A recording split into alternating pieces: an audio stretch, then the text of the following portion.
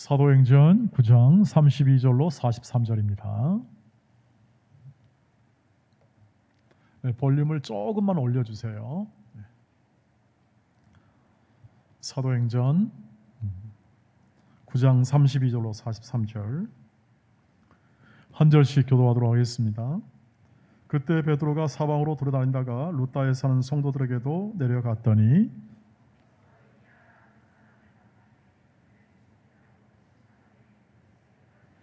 베드로가 이르되 에니야야 예수 그리스도께서 너를 낫게 하시니 일어나 내 자리를 정돈하라 한데 곧 일어나니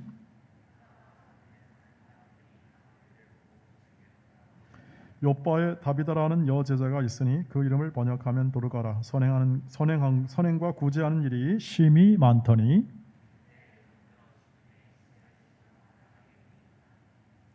루다가 요바에서 가까운지라 제자들이 베드로가 거기 있음을 듣고 두 사람을 보내어 지체 말고 와 달라고 간청하여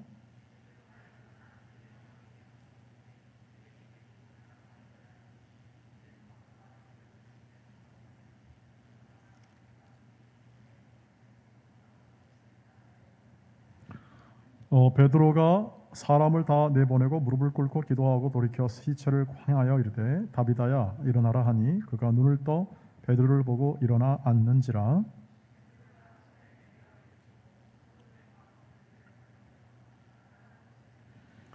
온 요빠 사람이 알고 많은 사람이 주를 믿더라. 베드로가 요빠에 여러 날이 있어 시몬이라 하는 무두장이의 집에서 머무니라. 아멘. 네, 할렐루야. 이렇게 함께 말씀을 나누게 되었습니다. 다음 주부터는 비대면으로 예배해서 여러분의 얼굴을 한 2주 동안 못 볼 생각하니까 오늘 한 5시간 하고 싶은데 그랬다가는 다 도망갈 것 같아서 딱 한 30분 정도만 해서 여러분과 함께 하나님 말씀을 나누기를 소망합니다. 오늘의 본문은 베드로의 치유 사역을 벌여주죠. 8년 된 중풍병자, 참 고치기 어려운 병이 중풍병인데 옛날 측면이나 그때는 거의 불치병이죠. 완전히 그걸 얘기하고 있습니다. 이 여인을 고쳤고 그 다음에 요바에서는 아예 시체, 즉 죽은 사람을 살린 사건이 일어납니다. 자, 이런 기적이 나타난 이 사건을 보면 여러분의 마음 가운데 이런 마음이 들 겁니다. 그때 이야기, 현대는 어떨까? 비과학적 이야기, 여러 가지 그 생각이 들리라고 생각합니다. 여러분, 맞습니다. 비과학적이죠. 자연적이지 못합니다. 기적이라는 건 상식과 자연법을 넘어서는 거죠. 상식과 자연법을 넘어서요. 그러니까 놀랄 수밖에 없는 거고 그것은 자주 일어나는 것은 아니다 이렇게 얘기할 수가 있겠습니다. 자, 그러면 이런 치유에 관한 일들은 많이 일어납니다. 지금도 많이 일어나고 저도 경험을 했고 여러분도 종종 경험을 하는 경우가 있을 거라고 생각합니다. 그러나 이제 죽음에 관련된 부분들은 이것은 완전히 초자연적이기 때문에 이런 부분에 관해서는 여러분 아마 퀘스천 마크를 붙여놓고 있을 것 같아요. 가능한가에 대해서. 인간의 판단으로 보면은 불가능하죠. 인간의 판단은 불가능합니다. 그것은 맞습니다.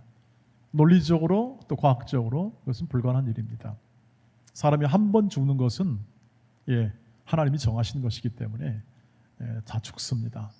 그런데 나사로를 살리셨고 예수님께서 오늘 베드로가 이게 죽음 가운데 살아난 이 사건을 보면 이것은 어떻게 우리가 정리를 해야 되나 하는 생각이 들 겁니다. 하나님 말씀이니까 그냥 무턱대고 그냥 아멘 그러면 끝날 수 있어요. 그런데 그 기적이 지금 2000년 후에 지금을 살아가는 우리에게 어떤 의미를 던져주는 것인가에 대해서 이해하지 못하면 오늘 이것은 그냥 비과학적이니까 혹은 또는 다른 사람이 별로 좋아하지 않는 이야기니까 그냥 밀어놓자 하는 정도로 생각을 멈춰버릴 가능성이 많습니다. 그래서 오늘은 이 기적이 주는 이 믿음의 의미는 무엇인가를 살펴보고자 합니다. 우선 이런 치유의 기적이나 우리의 상식과 자연법을 넘어서는 이 모든 기적은 성령 하나님이 역사한 결과다. 이렇게 성경은 얘기를 해주고 있는 것을 볼 수 있습니다. 즉 예수 그리스도를 믿는 사람들에게 나타나는 성령의 역사하심, 성령의 회복해 하심, 성령의 치유케 하심이다. 이것을 얘기하죠. 그 말씀이 34절에 보면 나와 있습니다. 30절 보시죠. 같이. 베드로가 이르되 에니야야 예수 그리스도께서 너를 낫게 하시니 일어나 내 자리를 정돈하라 한데 곧 일어났습니다. 지금 누가 일으키십니까? 베드로가 일으키는 게 아니고 사실은 예수께서 예수께서 일으키신다. 근데 예수님은 지금 어디 계십니까? 부활하여 승천해 계십니다. 근데 어떻게 그 역사가 가능할까요? 부활하여 승천해 계신데 지금 예수께서 고친다고 그렇게 베드로는 얘기하면서 고쳤습니다. 부활하여 승천하여 계신 예수님께서 그냥 거기만 머무르는 게 아니라 어떻게 하죠? 그의 영을 통하여 지금도 일하신다. 이 뜻입니다. 그의 영을 통해 성령을 통해서 지금도 일하십니다. 그러니까 오늘의 이 일으킴은 예수께서 일으키시는데 성령이 일으키심이죠. 삼위일체 하나님을 아시죠? 삼위 하나님 세 분이 계셔요. 그런데 그 영광과 능력과 권능이 동등하신 세 분이 하나예요. 자, 이 개념을 삼위일체라고 하는데 지금 당장 이해가 안 되더라도 이 삼위 하나님께 계시고 그리고 오늘 예수께서 부활하여 승천하고 계신데 어떻게 지금 고치느냐에 대해서 설명을 하자면 예수의 영이기 때문에 그 예수의 영이 지금도 우리 안에 거하신다고 그랬죠. 내주 거하셔서 교회 안에 거하셔서 일하신다. 성령이 일하시면 그 자체가 기적이 되는 겁니다. 초월에 계신 성령께서 일하시면 그 자체가 기적이 되는데 그것이 자연법을 깰 때는 그것이 기적이고 자연법을 깨지 않고 그냥 상식과 논리적으로 또 이렇게 우리의 모든 이해의 법이 내서 일하는 건 그냥 하나님이 역사하는 거죠. 이 말이 이해되시나요? 이 부분이 해결이 안 되면 우리는 답이 없는 거죠. 예수님이 지금도 일하신다는데 어떻게 일하시는가? 영을 통해서 우리 안에서, 우리 바깥에서, 교회 안에서. 여러분 성령의 은사는 왜 주죠? 교회를 세우기 위해서 성령께서 주시는 은사라는 것을 고린도전서 12장에서 배우죠.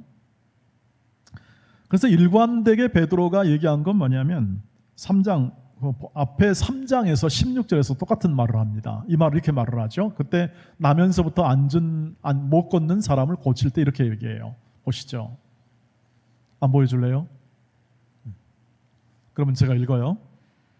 사도행전 3장 10절에 이렇게 있습니다. 그 이름을 믿음으로 그 이름이 너희가 보고 아는 이 사람을 성하게 하였나니 예수로 말미암아 난 믿음이 너희 모든 사람 앞에서 이같이 완전히 낫게 하였느니라. 여기서는 예수의 이름이죠. 예수의 이름은 뭐냐? 그 사람 인격을 말해요. 그 당시 이름은 인격. 나 여호와 그러면 여호와를 말하는 거고 예수의 이름은 곧 예수를 말해요. 그 당시 나 시저다, 나 카사르다, 나 로마의 황제다 그러면 뭡니까?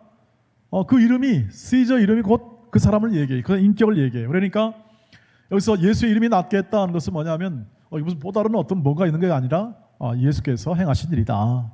내가 아니고 예수께서 행하신 일이라는 것을 얘기해요. 그러니까 베드로가 사람들이 이제 나면서부터 못 걷는 사람을 고쳤으니까 막 주목할 거 아니에요. 그러니까 그게 아니다. 나를 주목할 이유가 없다. 이건 예수님이 하신 거다. 예수의 영이 하시고 성령께서 하신 일이니까 나는 하지 마라. 이렇게 얘기를 하는 것이죠. 그래서 기적의 의미는 뭐냐면 주의 영의 역사하심입니다. 우리의 논리와 상식을 넘어서는 초자연적인 역사를 기적이라고 말을 해요. 그렇게 놀라죠. 그러니까 경이롭죠. 이런 부분들이. 그러면 이런 논리적 추론이 나와요. 오늘날에도 기적이 가능한가? 저와 여러분이 지금 신앙생활하는 곳에서 기적이 가능한가? 하는 것이죠. 당연히 기적이 가능합니다. 가능합니다. 죽은 사람도 살리는가? 예, 우리의 상식적 판단에 죽음 속에서 살리기도 합니다. 그런데 하나님이 거의 자연법을 깨트리지 않습니다. 사람이 한 번 죽는 것을 깨트리지를 않아요.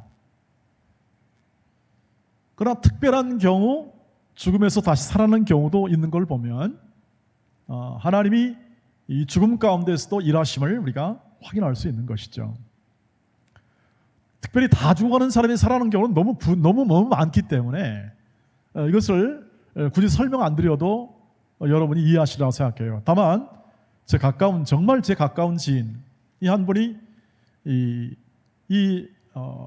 폐와 신장 쪽에 암 덩어리가 발견돼 가지고 원자력병원에 갔더니 모든 게 다 퍼져 가지고 그 당시 그분 나이가 연세가 많으신 분이었으니까 그 당시 배를 갈라보는데 이 암이 너무 퍼져 가지고 그 당시 한 30년 이상 된 시기였어요. 그때 전이니까 기술이 발전하지 않으니까 그냥 다 지금은 그때 다 쬐습니다. 배를 떼가지고 딱 열어보니까 완전히 퍼져가지고 손을 쓸 수가 없는 거예요. 그래서 이 의사가 얘기를 합니다.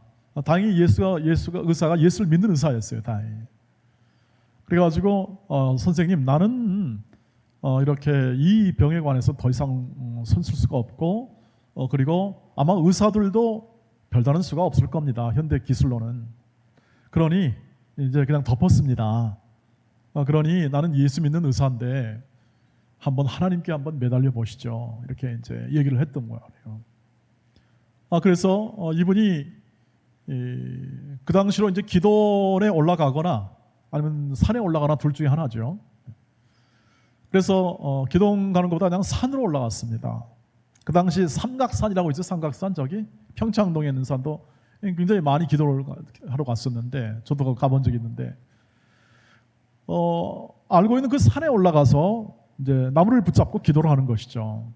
하나님, 당신만이 해결할 수밖에 없는 일인데 고쳐주시길 원합니다 하고 결사적으로 기도를 합니다.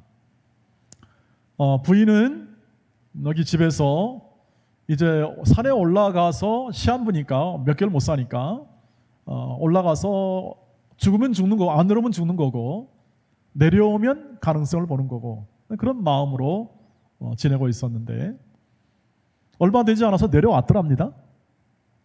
근데 고쳐진 것 같지는 않아요. 힘이 너무 들어서 이렇게 밥을 제대로 못 먹는데 미음 같은 걸 좀 주니까 간신히 먹는 정도. 근데 이틀 3일 지나면서 음식을 만들어 주니까 먹기 시작해요. 그래서 먹으면서 동시에 먹여지네 하면서 이렇게 병원을 다시 갔습니다. 그랬더니 깨끗하게 나왔어요. 그냥 이렇게 좀 암이 작아지거나 암이 이렇게 어느 정도 이렇게 좀 이렇게 좀 축소되는 그런 경우가 아니고 그냥 아예 없어졌어요. 아예. 나중에 알고 보니까 하여튼 그 공통적 경험이 있어요. 그 어떤 병의 어떤 기운 덩어리나 암 덩어리가 사라질 때는 몸이 그렇게 뜨겁답니다. 몸이 뜨거워가지고 견딜 수가 없는 마치 무슨 불을 맞는 듯한 그런 경험을 했다고 해요. 그래가지고 그 경험을 생각해 보니까 그때 치유함을 받은 거구나 하는 그런 나중에 깨달음이 왔다고 해요. 그 뒤로 10년 목회 열심히 잘 하시고 나중에 이제 목회자가 되어서 그렇게 지금은 소천하시고 하나님 곁에 계십니다. 근데 그게 아주 그 일로 인해서요 그 심장병 걸리는 어린아이를 기도하면 굉장히 많이 나왔어요. 많이 낳고 그 부모가 결국 교회도 세우기도 하고 그 심장병 낳은 아이 부모가 너무 감사해서 교회를 하나 이렇게 세우기도 하면서 그런 간증을 아주 가까운 분에게 들었습니다. 저도 이런 초자연적인 어떤 기적 이런 부분에 관해서는 몇 가지 제가 가지고 있는 간증과 또 사례가 있어서 제 마음에도 이 기적에 대한 부분들을 증거할 수 있는데 이유는 뭐냐면 기적은 하나님이 행하심이다.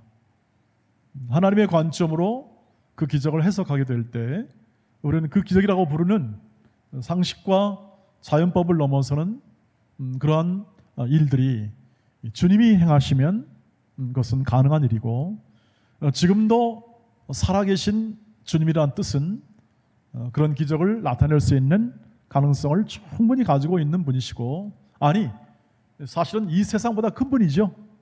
이 세상보다 큰 분이기 때문에 세상을 회복시키는 일, 이게 구원이거든요. 세상을 회복시키고 사람을 회복시키는 일이 구원인데, 이 구원의 역사를 행하실 수 있는 분이라는 것을 알고 있는 것이죠. 여러분이 가지고 있는 우리 교회나 지금 한국 교회의 회복, 이런 것도 또 하나님의 일하심이 있으면 됩니다. 하나님의 일하심이 있으면 돼요. 하나님의 일하심과 인도하심이 있으면 이런 것도 해결이 된다는 것이죠. 그러니까 여러분 신앙의 그 초점을 하나님이 어떤 분이시고, 하나님이 어떻게 일하시고, 하나님이 우리와 어떻게 동행하는지에 대해서 초점을 맞추면서 신앙을 배워가시길 바랍니다. 그랬을 때 이 지금 성경에서 말하는 일과 사건이나 이런 것들이 풀리게 됩니다. 내가 내 인생과 내 삶의 신앙을 쌓으려고 하면요, 스트레스 받고 잘 안 되고 불안하고 걱정, 그 다음에 규칙과 그리고 모든 규범 속에서 모범을 보여야 하고 하는 모든 것으로부터 굉장히 힘들게 삶을 살 수밖에 없습니다. 주님은 그걸 원치 않으세요. 그걸 원치 않으시고 전능하신 하나님과 그분의 인도하심, 성령의 인도하심을 의지하고 순종하기를 원합니다. 그것이 신앙입니다. 순종하고 의지하기를 원하는 것이죠. 그럼 어떻게 하시는가? 그분이 인도하신다. 그 약속입니다. 그분이 인도하신다. 내가 너희와 세상 끝날까지 함께 있겠다 하는 것입니다. 여러분, 그런 면에서 기적을 일으키시는 하나님, 지금도 역사하시는 하나님의 인도하심에 우리의 모든 신앙의 초점을 맞추고 여러분의 신앙을 계속 이어가시기를 주의 이름으로 축복합니다. 두 번째로는 이 기적의 과정은 인격적이다 하는 부분들을 살펴보려고 해요. 기적을 얘기하게 되면 우리는 신비함을 먼저 떠올리게 되는 겁니다. 신비함. 그런데 그 신비함은 우리의 상식 혹은 또는 우리의 생각을 범위를 넘어서는 경이로움은 괜찮겠는데, 이것이 하나의 수단, 신비로운 게 이것이 기적이다 라는 것으로 우리의 신앙이 형성이 되면 열광주의, 신비주의에 빠질 수도 있습니다. 모든 것을 신비적으로 해석해 보려요. 40절 보십시오. 얼마나 인격적인지 기적이 시작. 베드로가 사람을 다 내보내고 무릎을 꿇고 기도하고 돌이켜 시체를 향하여 이르되 다비다야 일어나라 하니 그가 눈을 떠 베드로를 보고 일어나 앉는지라. 우리가 기적을 일으킨다 하면은 좀 더 광고 효과를 높이기 위해서 여러 사람 모아놓고, 자 지금부터 합니다. 하나 둘 셋 일어나. 이렇게 하면은 딱 일어나면 얼마나 좋아요. 그러면 완전히 사람이 열광하지 않겠습니까? 복음이 더 잘 증거되지 않겠습니까? 아니 왜 사람을 다 내보냅니까? 다 같이 불러 들여가지고 자 다비다야 일어나라. 일어나면 모든 사람이 다 믿을 거 아니겠습니까? 하나님의 기적의 과정이요, 그렇지 않더라는 거죠. 사람을 다 내보내고 조용히 기도합니다. 어떻게 기도했을까요? 하나님, 수많은 선행과 구제를 한 이 여인을 주께서 다시 회복시키심으로, 회복이라는 게 구원의 뜻이고 구원이 다시 살아남의 뜻이거든요. 그 당시는. 그래서 이 부분을 하나님께 의탁합니다. 하나님 도와주십시오. 이 여인을 주의 뜻대로 살려주실 것을 믿고 그렇게 기도하죠. 그 기도의 내용은 나와 있지 않기 때문에 제가 한번 해석해 본 겁니다. 그렇게 기도하지 않겠습니까? 저도 그렇게 간절히 기도하는 경우가 많거든요. 다 거의 죽어가요. 거의 죽어갔는데 이렇게 병원에 들어가게 되면은 다 죽어가는 그 분들을 거의 보면은 벌써 이제 모습이 나타나잖아요. 나 보는데 기도를 어떻게 할까? 기도 다른 거 없죠. 주님, 하실만 하시거든 살려 주십시오. 사람의 생명이라는 게 주께 달려 있으니까. 그리고 또 자연스럽게 나이가 들면 노화돼서 죽는 게 자연법이잖아요. 자연스럽게. 그래서 하나님의 뜻을 구하고, 하나님, 이 가족들이 너무 고통하고 아파합니다. 살려 주십시오. 이런 기도를 하죠. 베드로라고 뭐 특별하게 다른 기도했겠습니까? 예수 그리스도의 이름, 당신의 이름이 있습니다. 이 여인을 할만하시거든 살려주십시오. 이런 기도를 드렸을 거라고 생각이 돼요. 그리고 어떻게 시체를 향해서 일어나라고 말을 합니다. 확신이 있었다는 얘기죠. 뭔가 왔다는 얘기입니다. 잡고 일어났다는 얘기는. 이것은 뭐가 왔다는 것은 이것을 해본 사람이 경험하는 거예요. 저도 치유 기도는 자주 하는 편은 아니지만 환자의 머리에 손을 얹고 기도할 때 뭔가 이게 딱 통하는 게 있어요. 개인적이기 때문에 보편화시킬 수는 없어요. 근데 그 느낌이 올 때는 나아요. 되게 호전이 돼요. 느낌이 안 올 때는 어떻게 하냐고요? 아무 일도 안 일어나요. 대부분은 그냥 자연적으로 그냥 의사의 손길에 맡기도 하고. 여기 우리 교회 근본이라고 여기 그 정형외과 의사 있잖아요. 이분이 우리 교회 출석하시는 분인데 거기다 홈페이지 그렇게 써놨더라고요. 하나님이 치유하시고 우리는 돌본다. 의사는 돌본다. 우리 교회는 God cures, we care. 그래서 하나님이 치유하시고 우리는 돌본다는 그런 정신을 가지고 그 병원을 운영하는 거 있는데 여기 보면은 이 회복의 모든 과정이 인격적이다. 어떤 신비의 과정을 이렇게 하지 않고 인격적이고 그리고 또 어떤 대상이나 혹은 또는 모든 군중들이나 이런 분이 어떤 열광적이거나 과시형으로 되어 있지 않다. 이런 오병이어도 마찬가지죠. 5천 명 면 사건도요. 애거 이렇게 가져온 거 가지고 그걸 통해서 하나님 예수께서 축사하시고 어떻게 합니까? 12제자에게는 나눠준 거예요. 5천 명은 잘 뭔지 몰라요. 지금 사람들 다 뭔지 모르고 12제자 정도만 이게 웬일이냐 하는 정도만 알 정도예요. 여러분 되게 그렇습니다. 되게 우리는 기적 그러면 엘리야의 하나님 불같이 임하여 뭐 400명, 800명까지 뭐 대결의 어떤 그런 아주 큰 기적을 생각하고 불이 임하는 그런 기적을 이해할 수 있는데 그런 건 별로 없어요. 많지가 않고 대부분의 기적들은 이렇게 때로는 침착하고 질서 있게 품위 있게 예를 들면 그리고 또 실제로 하나님이 아니면 안 된다 하는 그런 절박한 상황 속에서 그런 일들이 일어나게 되는 거죠. 그래서 베드로가 기도했다 이 말은 뭐냐면 인격적이다 이 뜻입니다. 기도했다 이 뜻은 인격이라는 것은 뭡니까? 지정의가 함께 작동하여 있는 전체적인 어떤 특성을 인격체라고 말을 하죠. 다시 말하면 우리가 느끼고 알고 이렇게 결심하고 하는 이런 과정을 통해서 기적이 형성이 되고 기도가 된다 하는 것이죠. 여러분 아마 우리 지금 제가 알기로는 여러분은 대개 신앙이 장로교 쪽에서 자랐기 때문에 동국교회가 장로교잖아요.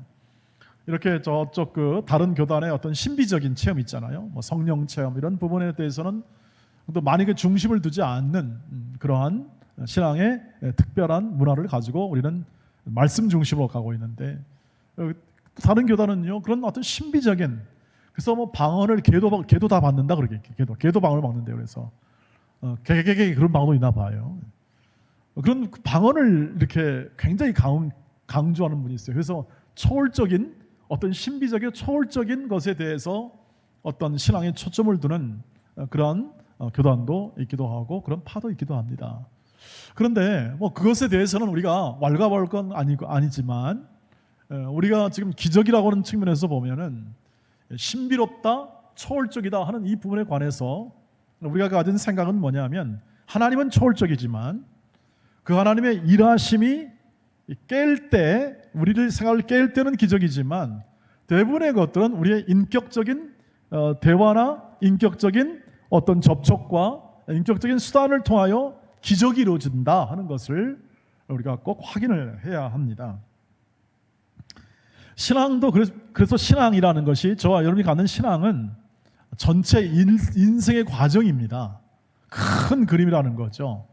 신앙이 뻥튀기가 잘 없어요. 신앙이 뻥튀기가. 신앙이라는 것이 뻥튀겨가지고 한순간에 뻥튀겨가지고 이렇게 멋있다, 크다 이런 경우가 별로 없다는 거죠. 마치 여러분이 태어나서 자라가고 그 다음에 또 독립된 생활을 하고 노년이 되어서 이제 늙어 죽는 전 인생의 과정, 생로병사죠. 생로병사.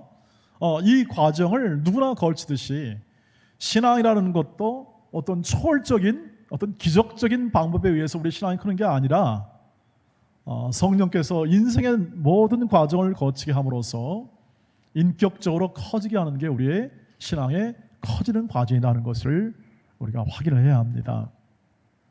그래서 세월의 흐름 속에서, 시간의 흐름 속에서 여러분의 인격이 자라가고 그리고 사람과 사물을 대하는 하나님의 방법이 커져가는 겁니다.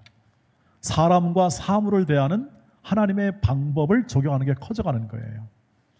여러분도 아시죠? 그래서 교회에서 배우기도 하고 여러분 스스로도 배우기도 하면서 더 좋은 것을 배웁니다. 책을 통해서 배우기도 하고 학교에서 배우기도 하고 좋은 것을 많이 배우는데 잘 안 되는 이유는 뭘까요? 그것이 인격화되지 않았기 때문에 그렇습니다. 그것이 인격화되지 않아서 또한 우리는 그것을 잘 행하지 못하는 것이죠. 저도 읽는 책에, 예를 들면 읽는 책의 10% 정도를 적용할 수 있을까요? 그럼 목사님 뭐래 책을 읽습니까? 이해하려고 읽죠. 이해하려고. 모르는 것보다는 나으니까. 그리고 읽고 깨닫는 부분 가운데 일부분이죠. 그래서 책은 이럴 수 있습니다. 우리가 지식적 면에서 습득할 때 책이 예를 들면 300페이지다 그러면 그 중에서 단 몇 줄로 요약된 어떤 내가 그것을 통해서 유익하게 될 수 있는 어떤 명제, 문장, 그 다음에 행할 수 있는 것들을 내가 배운다면 그 300페이지 책값은 충분한 겁니다. 저는 단 한 장이나 한 10장 정도만 내가 취득해도 저는 that's okay. 충분하다. 왜냐하면 결국 우리가 어떤 책을 읽고 무엇을 익힌다는 것은 그 사람의 의도나 그 사람의 생각, 그것을 내 것으로 삼는 거거든요. 또 비교도 하면서 더 좋은 것을 취하는 거기 때문에 그 저자의 의도만 알면 되는 거예요. 저자의 주장이 뭔지만 알면 되는 거고 나머지 예화나 다른 것들은 필요가 없죠. 그래서 우리가 이 배워가는 인생 속에서 이해하고 다 배운 것을 다 이렇게 사용하지 못한다 할지라도 꾸준하게 이렇게 배워가는 과정을 거치게 되면 그들이 축적이 되어서 그 중에 쓸만한 것과 또 우리에게 인격을 형성하는 것들이 잘 형성이 되게 됩니다. 그런 면에서 일평생 우리의 신앙이 뻥튀기가 아니라 이렇게 인격이 자라가고 시간과 공간과 세월을 흘러서 우리가 더 자라간다는 사실을 생각해야 합니다. 신앙도 그렇습니다. 신앙도. 그래서 신앙을 기적적인 방법으로 어느 한순간에 주여 저를 위대한 성자로 만들어줄 줄 믿습니다. 그게 꿈입니다. 그게 꿈입니다. 그렇게 될 수가 없다는 뜻입니다. 아니 그런 사람이 있지 않습니까? 그런 사람 없습니다. 테레사 수녀? 그렇지 않습니다. 고민 많이 했을 겁니다. 고단한 세월 많이 겪고 인내하면서 불투명한 미래와 그 모든 소망이 확실치 않음을 많이 경험했을 겁니다. 사랑의 원자탄 손양원 목사님 있죠? 얼마나 시련을 겪었습니까? 그 시련을 당해보시렵니까? 우리는 안 겪기게 다행입니다. 그 시련. 그런데 여러분 각자가 인생을 살아가면서 겪는 개개인의 아픔, 고통, 고난이 있습니다. 약점과 또 불안함이 다 있습니다. 저는 이제 부모님이 없어요. 부모님 없으니까 도대체 내 인생은 뭐냐 앞으로 이런 딱 질문이 딱 생기는 거예요. 부모가 있을 때는 부모와 함께 같이 그 인생을 생각할 수 있는 공간이 있었습니다. 머리에. 근데 부모가 없으니까 이건 전적으로 다 내 책임입니다. 이제부터는. 그러니까 이게 뭐냐는 퀘스천 마크가 딱 와요. 그때부터. 내가 어떻게 살아야 남은 생에는 그런 불안감 없이 하나님이 주신 내 인생의 가장 최선을 살 수 있느냐에 대한 당장 질문이 찾아오게 되는 거죠. 길다 이 말입니다. 뻥튀기가 아니고 우리는 하나님이 키우시는 모든 방법도 기적적인 방법의 어떤 신비적인 방법으로 해서 한순간에 이루어지는 게 아니라 이렇게 일평생 하나님이 우리를 키워가신다는 사실을 생각해야 이 초월의 이 기적의 초월 부분에서 우리가 신앙의 유익을 얻을 수 있다고 하는 것이죠. 그런 면에서 일상의 기도는 기적의 씨앗입니다. 일상의 기도. 우리 하나님은 기도 가운데 일하신다는 그런 말을 종종 듣죠. 하나님이 기도 가운데 일하신다. 하나님 우리 기도를 들으신다 하는 말을 듣습니다. 그 기도는 기적의 씨앗이다. 그 기도하는 교회는 근본적으로 기적의 씨앗을 품고 있다. 이렇게 얘기합니다. 왜? 기도는 하나님께 하는 거죠. 기도는 하나님과 대화하고 하나님을 의지하는 것이고 하나님께서 친히 이루시도록 의지하면서 기다리는 게 기도입니다. 기도하면서 기다리라는 뜻입니다. 여러분, 기도가 당장 안 들어오면, 저도 기도를 했는데 예수 믿는 초창기에는 굉장히 기도가 잘 됐어요. 기도하면 기도하는 대로 다 들어주세요. 하나님 뭐 필요합니다 뭐 주시고 다 줘요. 좀 약올릅니까? 여러분 그렇게 하고 계십니까? 하나님 이거 좀 해주세요. 하나님 이거 도와주십시오. 여러분 그렇게 기도하는 쭉쭉 다 들어주는 거예요. 네, 여러분 어떻습니까? 그렇게 돼요? 점점 세월이 가면 갈수록 그런 기도는 잘 안 나오기도 하고 기도를 응답하는 직접 응답의 비율이 약해져요. 왜 그럴까? 왜 그럴까? 하나님이 우리가 바라는 것, 우리가 원하는 것 들어주지 않아도 내가 하나님, 예수님 자체로도 충분하다는 것을 가르쳐주기 위해서 그래요. 예수님 자체로. 즉 하나님의 자녀가 된 것 자체로 충분해요. 여러분 이 점이에요. 신앙은 여기에요. 하나님의 자녀가 되는 것 자체로 충분해요. 충분한 복이에요. 충분한 감사예요. 그래서 기도라는 것은 뭐냐 하면 하나님이 내 아버지심을 믿고 하나님께서 내 인생과 내 모든 미래까지 책임져 주심을 믿으며 하나님 그 책임감을 나타내 주십시오. 나는 할 수 없으니까, 나는 해답을 못 잡겠으니까 하나님 이것을 응답해 달라는 게 우리 기도 아니겠습니까? 그러니까 믿음을 전제로 하고 있고 하나님이 전능하신 분임을 전제로 하고 있으며, 여러분 그런데 그분이 일하시면 어떻게 하면 손길을 펼치시면 될 줄 믿습니다 하는 거 아니겠습니까? 그래서 이런 거 있습니다. 가장 중요한 관계는, 가장 이 세상에서 가장 중요한 기초적인 관계는 부모와 자녀의 관계예요. 이것은요 그냥 어떻게 말로 설명할 수가 없고, 이것은 여러분이 선택한다고 되는 게 아니에요. 이것은 부모와의 자녀의 관계는 하나님이 정해준 거예요. 여러분 나 우리 엄마 아빠 자녀 되고 싶어요 하고 태어난 사람 한번 손 들어보세요. 아무도 없죠? 중요한 것은 다 하나님이 주셔요. 물, 공기, 뭐 깨끗한 하여튼 이런 좋은 것들 있잖아요. 다 하나님이 주셔요. 온갖 지혜는 하나님이 주시는 거라고요. 내가 결정한 게 아니에요. 내 생명 내가 결정한 게 아니고 어느 날 나 보니까 나아져 있어요. 그리고 살아가요. 신기하지 않습니까? 우리의 인생과 우리의 모든 삶이라는 게 얼마나 신비합니까? 그런데 그 삶을 주관하시고 그 삶을 만들어주시고 그 삶을 공급하시고 그 인생을 영광스럽게 만드신 분이 우리 아버지시랍니다. 그분과 함께 동행하는 것, 그것이 기도요. 그분을 의지하여 인생의 답을 찾고 그리고 살아가는 것, 이것이 우리의 신앙이다.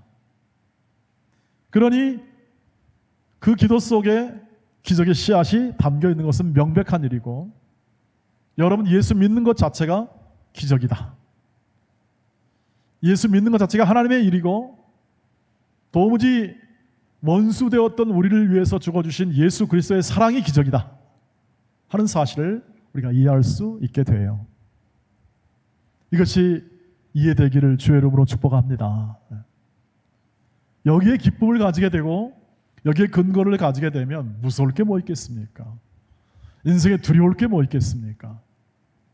하나님이 함께 하시고 하나님이 기적의 씨앗을 품고 살게 하시고 기적의 통로가 되는 교회를 출석하고 있으며 우리의 삶에서 그것이 나타나고 있다면 우리는 두려워하지 않고 우리 인생을 살아갈 힘을 얻게 될 것입니다.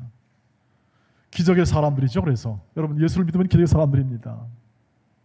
그것이 구체적으로 나타나기도 하고 감춰져 있기도 합니다. 하나님의 일은 감춰진 것도 많고 나타난 것도 있어요. 여러분, 각 사람이 기적의 씨앗을 품고 있다는 그러한 증거 중에 하나, 이런 일이 있었습니다. 소련 의사 콘필드라는 사람이 있습니다. 소련 의사, 이 콘필드 의사라는 사람이 수용소에 갇혔습니다. 뭔 일이 뭔지 모르지만 정치범 수용소에 갇혀가지고, 그래서 의사라는 신분 때문에 그래도 비교적 자유롭게 환자를 고치면서 있었습니다. 이 사람이 이 다른 죄수를 치료하는데 그 중에 독실한 기독교 신자가 하나 있었습니다. 이름은 몰라요. 근데 이 기독교 신자를 고치면서 이 기독교 신자가 환자인 처지에서 이 콘필드에게 복음을 전합니다. 예수를 믿으라고. 어쨌든 그리고 이 의사가 하여튼 어떻게 돼서 이 환자였던 사람에게 어쨌든 복음을 듣고 나서 예수를 믿게 됐어요. 어떻게 해서 이 컴필라는 의사가 예수를 믿은 다음에 이 수용소에 있는 환자 한 사람을 또 치료를 하면서 복음을 전했습니다. 몇 날 며칠이 가도 잘 이렇게 안 믿는 사람이었는데 또 몸도 아파서 그러고 있었는데 어쨌든 복음을 계속 전했습니다. 전하고 이 컴필드라는 의사는요, 얼마 후에 그 전날에 이 환자에게 구원의 필요성을 전하고 그 다음날 새벽에 어떤 암살범에 의해서 살해당하고 맙니다. 그것이 다 끝날 줄 알았는데 이 컴필드에 의해서 치료를 받았던, 그것도 복음을 들었던 이 사람이 또 기적적으로 살아났어요. 살아나가지고 아주 유명한 그리스도인이 됩니다. 그 사람이 이름이 뭐냐면 알렉산더 솔제니친이라는 사람이에요. 수용소의 군도라는 그런 책도 지었고 아주 유명한 사람이 되었어요. 간증을 많이 했던 사람이죠.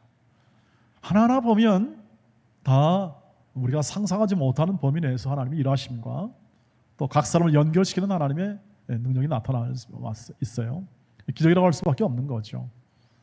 근데 우리 각자도요, 지금 이렇게 예수를 믿게 된 과정을 보면 참 신기하다 하는 생각을 가지게 됩니다. 여러분의 믿음의 부모로부터 났어도 신기한 거죠. 어쩌면 그 부모 밑에 여러분이 났을까? 그것도 참 감사할 노릇이에요. 그래서 지금까지 지내온 것 주의 크신 은혜다 하는 것은 뭐냐면 난 잘 모르겠다. 그런데 결과는 너무 은혜스럽고 좋다. 내가 어떻게 저렇게 사는 저런 분을 만났을까? 내가 어떻게 저렇게 살게 되었을까? 생각해보면 내가 결정한 거 없는데 하나님이 이렇게 은혜의 자리로 나를 이끄셨다. 그리고 인생에 있어서 구원자를 만난 겁니다. 구원자. 내 인생의 구원자를 만났어요. 내 인생을 세상 끝날까지 동행하시면서 기적을 일으키시면서 나를 치유하시면서 나를 회복시키는 하나님, 그 하나님을 만난 것, 그것이 다 뭡니까? 모태신앙은 부모였겠고 여러분의 친구였겠고 또 다른 동료였겠고 다른 청년부 회원들이었을 겁니다. 이것이 가장 큰 예수 믿는 자의 기적이었고 우리의 삶의 가장 큰 복됨이었음을 확인할 수 있는 거죠. 여러분, 그래서 오늘 정리해보자면 이렇습니다. 언제나 여러분의 마음의 밭에 심겨진 복음의 기적의 씨앗을 여러분 싹 틔우는 소중한 인생으로 사시기를 주의 이름으로 축복합니다. 기적의 씨앗이 담겨 있으니 성령께서 그것을 이루실 겁니다. 이 점을 꼭 기억하십시오. 성령께서 이루실 것인데 그 방법이 때로는 기적으로, 때로는 자연법으로, 때로는 우리의 삶의 환경 속에서, 그리고 매주마다 전해지는 말씀 속에서 여러분이 그 기적의 발화됨과 싹이 틔어짐과 열매 맺음을 여러분이 많이 경험하게 될 겁니다. 목사님의 개인적 경험으로 보면 절박한 일과 절박한 환경에 있을 때 그 기적은 크게 나타나는 경향이 있습니다. 왜냐하면 우리 힘으로 안 되니까. 우리 힘으로 안 되니까 하나님이 증명하시는 거죠. 하나님이 살아계심을 증명해 버려요. 그래서 하나님을 알게 하는 경우가 종종 있고 많이 있습니다. 제 경우도 그렇고 또 우리 동료들의 경험도 그런 케이스가 많이 있는 것을 보면, 여러분이 특별히 절박한 환경에 있을 때, 여러분이 가지고 있는 개인적인 환경에 있을 때 기적의 씨앗이 되는 기도 속에서 하나님과 동행하고 주님께 기도하면서 그 문제를 해결하고 그 연약함을 예수 그리스도의 능력의 나타남으로 해결해가는 그런 삶을 여러분에게 가지고 있다는 사실을 확인하고, 그 기적의 씨앗을 주님이 행하시기 때문에 여러분 안에서 일하시는 주님을 따라 두렵고 떨림으로 여러분을 구원을 이루어 나가는 삶을 힘차게 사시기를 주의 이름으로 축복합니다. 주님이 함께 하시니 두려워하지 마시고, 내니 두려워하지 말라. 내가 너와 함께 있고 너의 인생을 주관하고 있으므로 그것을 신뢰하며 견고하게 그 믿음을 지켜라. 그 믿음을 지키고 그 믿음 속에 거하고 그분과 동행하는 마음의 견고함을 유지하라. 깨어 기도하고 언제나 기뻐하며 감사로 너의 인생을 물들여라. 그리하면 하나님께서 채우시고 기꺼이 내 인생을 주관하실 것이다 하는 하나님의 약속의 말씀을 굳게 신뢰하면서 여러분의 인생을 갖고 가시고 여러분의 믿음을 키워가시기를 바랍니다. 세월이 걸리겠지만 그러나 하나님께서 약속하신 것은 반드시 지켜내심으로 여러분의 인생을 빛과 소금으로 굳게 세워주실 것입니다. 기도하겠습니다. 거룩하신 아버지 하나님, 기적은 하나님이 일으킨 것이고 당신께서 이루시고자 한 일이 있으면 못 이룰 것이 없다는 사실을 알며 그것을 증명하여 예수를 주시고 오늘도 살아계신 예수와 함께 동행하는 성령의 충만한 삶을 주심을 감사합니다.